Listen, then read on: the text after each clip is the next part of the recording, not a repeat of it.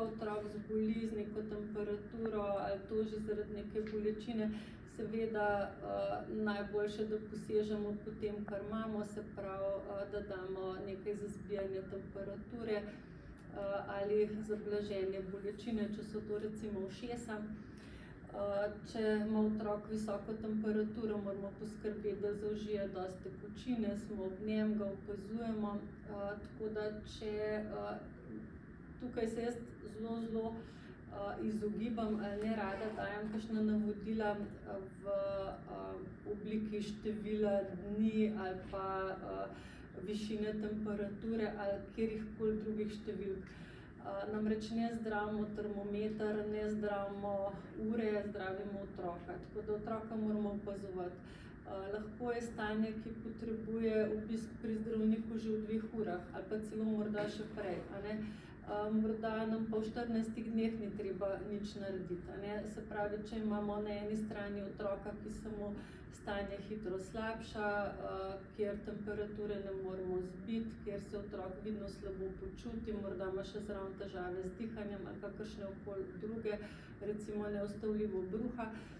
Tak otrok potrebuje obisk zdravnika kar hitro.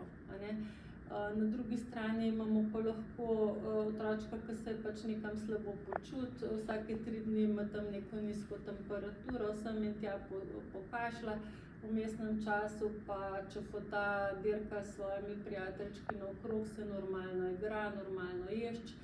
Tak pa tudi v 2 tednih pravzaprav zdravnika ne bo potreboval, saj kakšne posebne koristi od tega ne bo.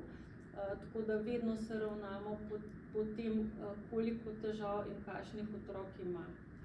Enako bi rekla tudi pri teh, recimo pogosto vprašanje glede lokalnih reakcij po pikih.